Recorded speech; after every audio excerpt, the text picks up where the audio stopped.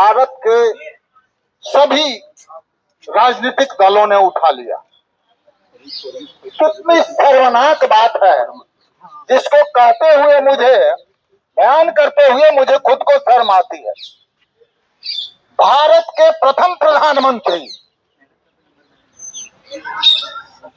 भारत के प्रथम प्रधानमंत्री कागजों में पढ़ाया जा रहा है जवाहरलाल नेहरू, लेकिन वास्तविक में कौन?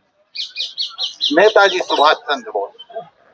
देश को आजादी दिलाने वाले कौन? नेताजी सुभाष चंद्र बोस। अंग्रेजों के पसीने छूट गए, लगा कि अब हमारे सारे अधिकारी भारत में जो है वो मारे जाएंगे। जंतर मंतर ईवीएम को लेकर के लगातार इस पे जो है सवाल खड़े हो रहे हैं कि ईवीएम जो है उसमें कहीं ना कहीं जो है गड़बड़ी है। हमारे साथ जो है चुनाव चिन्ह शेर छाप है उनका, और डॉक्टर गौतम आनंद जी हैं, वो जुड़ चुके हैं। क्या पार्टी का नाम है सर आपकी? ऑल इंडिया फॉरवर्ड ब्लॉक है ना। ये एक ऐसी पार्टी है जो आज़ादी के पहले से बनी हुई एक पार्टी है, और इसके संस्थापक है नेताजी सुभाष चंद्र बोस। एक क्रांतिकारी पार्टी है। तो सर आज जो यहाँ पे ईवीएम के खिलाफ आप लोग बैठे हैं, देखो मैडम, आप लोगों को क्यों लग रहा है कि हर बार देखो, हर बार कहीं ना कहीं फैलेसी आती है। कुछ दिन तक सिस्टम सही चलता है, फिर सिस्टम अपने आप खराब होने लगती है। तो लोगों को, जनता को भी ऐसा लगता है कि यार हमने तो वोट ये दिया था, है ना, फिर इतने कम वोट हमारे अपने वाले प्रत्याशी को कैसे आ गए। तो ये बातें जो है ना, ये बातें शंका का विषय बन जाता है कि ऐसा क्यों हो रहा है। अभी 4 राज्यों में चुनाव हुआ, आपने भी देखे, वहाँ के परिणाम भी देखे, लेकिन जहाँ पे नहीं जीतते हैं वहाँ पे आप लोग देखो मैडम, जीत और हार तो देखो पार्टी के अपने कार्य का एक स्वरूप है, परिणाम स्वरूप है कि आपने फील्ड में कितना काम किया, कितना काम नहीं किया, है ना। यदि सिर्फ यही एक मापदंड होता हमारे जीत और हार का, तो मैं दिल्ली की जनता से मैं जानना चाहता हूँ कि साउथ दिल्ली में पिछले 14 साल में क्या कार्य हुआ। जो हमने 14 सूत्री कार्यक्रम जो रखा था, जिसमें 14 सूत्री कार्यक्रम में एक था कि हाई स्पीड रोड ट्रैक बनाना है। पहले तो केजरीवाल जी थे, अभी तो आई हैं रेखा गुप्ता जी बीजेपी। नहीं, वो तो देखो, वो तो एक राजकीय पार्टी है, वो इस राज्य में स्थापित एक पार्टी है। जब हम लोकसभा की बात करते हैं, जब पूरा केंद्र की बात करते हैं, तब की बात कर रहे हैं हम कि हमारे, जब मैं संसद का इलेक्शन लड़ रहा था, तो हमने 10 पॉइंट से लेकर 14 पॉइंट तक हमने डिस्कस करी थी। जो हमारा मैनिफेस्टो में था, जो मेरा प्रोटोकॉल था कि मैं जीतूंगा तो मैं ये काम करूंगा, है ना। वही सीधा जो यहाँ के सांसद हैं उनके ऊपर सवाल नहीं, हमारा कोई लेना देना नहीं है। हमारे ना तो यहाँ के सांसद से कोई लेना देना है, और ना ही क्या कहते हैं किसी और पार्टी के कार्यकर्ता से लेना देना है। हमें तो सिर्फ देश से मतलब है। हमें शासित है ना, केंद्र शासित है, तो ये भी तो हमारे देश का ही एक अंग है। जो हमारा देश का अंग है, लोकसभा का इलेक्शन हमने लड़ा। हम तो बुनियादी बातों पर, बुनियादी इंफ्रास्ट्रक्चर पे बात कर रहे हैं। जो इंफ्रास्ट्रक्चर, जो सुविधाएं हमारे दिल्ली में रहने वाले लोगों को जो मिलना चाहिए था, है ना, वो क्यों नहीं मिल पा रहा। क्या मिलना चाहिए दिल्ली में? जैसे आप देखो, ट्रैफिक कितना जाम रहता है, आप रोज करते हो। जब आप घर से बाहर निकलते हो मैडम, 5 बजे आपकी ड्यूटी खत्म हो जाती है। जबकि ड्यूटी खत्म हो जाती है, कितने बजे पहुंचते हो? 2-3 घंटे लग जाते हैं। क्या दिल्ली इतना बड़ा है कि 3 घंटे का सफर होना चाहिए? 3 घंटे की फ्लाइट पे तो आप दुबई चले जाओगे 3 घंटे में, तो है। तो इतना ट्रैफिक जाम होने का रीजन क्या है? मतलब मेन प्रॉब्लम ट्रैफिक। एक ट्रैफिक, उसके अलावा और भी ट्रैफिक है। जरा गर्मियों में हालत देखिए लोगों के पास पानी की, ठीक है, तो गंदा पानी भी आ रहा है। ठीक है, हमने गंदा पानी के लिए क्या बोला था? हमने बोला था यमुना को क्लीन करिए। क्लीन करने के बाद जो है ना, एक वाटर प्यूरिफायर। जब सोचो कि जब आप ये सोचो कि हमारे यहाँ भूतल में इतना पानी है, चाहे वो 500 फीट पर पानी मिले या फिर 1000 फीट पर पानी मिले, यमुना बगल में बहती है, एक दो नदियां और भी हैं जो बगल में बहती है ना। तो वहाँ के पानी का प्यूरिफिकेशन कर करके हम पैलेटेबल ड्रिंकिंग वाटर क्यों नहीं बना रहे, जो लोगों को सप्लाई कर सके? क्या पानी की कमी है? हर साल इतनी अच्छी बारिश होती है, बारिश को स्टोर कर सकते हैं, है ना। ग्राउंड वाटर्स को हम स्टोर कर करके हम पीने लायक बना सकते हैं, प्यूरिफिकेशन प्लांट बना सकते हैं, है ना। क्यों नहीं हो रहा ये? अगर आपकी पार्टी आपकी क्या जीतेगी निगम पार्षद के? मैं कोई देखो, मैं केंद्र की राजनीति करता हूँ, है ना। और जो खास करके जो पार्षद की जो लोकल पॉलिटिक्स होता है, हमारे और भी कार्यकर्ता लोग हैं जो उस लेवल पे काम करते हैं, है ना।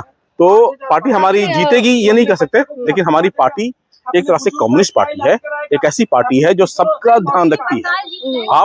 हम जब बात करते हैं कि क्या बोलते हैं हम लोग, सबका विकास, है ना, सबका साथ सबका विकास, सबका साथ सबका विकास, ये कॉन्सेप्ट कहाँ से आया, है ना। तो सर अभी अभी आपने देखा है कि बंगाल जिस तरीके से भारी मत से बीजेपी जीती है, तो क्या कुछ कहना चाहेंगे? नहीं, इसमें देखो, यदि कुछ लोग डाउट करते हैं कहीं हो सकता है ऐसा कि कुछ हो, मैं इसे पूरा इनकार नहीं करता, लेकिन हर बार जो है ना वहाँ की जनता एक चेंज चाहती है, एक अल्टरनेटिव विकल्प चाहती है, तो मैं उस पर कोई कमेंट्स नहीं करता, क्योंकि हो सकता है कि वहाँ की पब्लिक वहाँ की गवर्नमेंट से ऊब चुकी हो, स्टैग्नेशन, डेवलपमेंट का एक स्टैग्नेशन, हाँ 15 साल से, तो कोई क्या किसी का कार्यकाल, आप चाहे किसी का भी देख लो, है ना, कोई भी स्टेट को झांक करके देखो, चाहे नीतीश कुमार हो, या फिर क्या कहते हैं ममता बनर्जी जी हो, या फिर कहीं भी हो, है ना, या फिर आप कहते हैं हमारे मध्य प्रदेश में चले जाइए, ठीक है, जहाँ पे सनातन की पार्टी अब सनातन में हो जाएगा। सनातन कौन नहीं है मैम, सनातन आप नहीं हो, अभी तो सनातन हो, मैं भी सनातन हूँ, ठीक है, फिर हमारी विचारधारा आपकी विचारधारा से अलग क्यों है? सनातन का मतलब ये नहीं होता ना कि हम विकास को छोड़ दें और धर्म को सिर्फ देखें, धर्म हमारी प्रायोरिटी है। ममता जी को घमंड आ गया था, धर्म हमारी प्रायोरिटी है, सुनो, धर्म हमारी प्रायोरिटी है ना, हम चूंकि जिस धर्म में पैदा होते हैं, जिस धर्म में पैदा होते हैं, वो हमारा संस्कार होता है, ठीक है, लेकिन संस्कार के साथ साथ हमारा नैतिक विकास, हमारा भौतिक विकास, हमारा मानसिक विकास भी बहुत जरूरी होता है ना। धर्म के साथ साथ हमें विकास भी चाहिए, हमारा असली मुद्दा तो ये है ना। आप हमें, जब हम किसी चीज के लिए अधिकारों की बात करते हैं, ट्राइबल कम्युनिटी के अधिकारों की बात करते हैं, तो आप हमें नक्सल बोल देते हो, आप हमारी बात नहीं सुनने के लिए तैयार होते हैं, आपकी ऑफिशियल्स बात सुनने के लिए तैयार नहीं होते हैं, है ना, होते हैं। तो जब कोई भी आदमी भूखे मरेगा तो क्या करेगा, तो बस ये किसी का खाना छीनेगा, किसी का घर छीनेगा, तो ऐसी नौबत देश में क्यों आ रही है? तो आप ये चाहते हैं कि युवाओं को रोजगार भी मिले?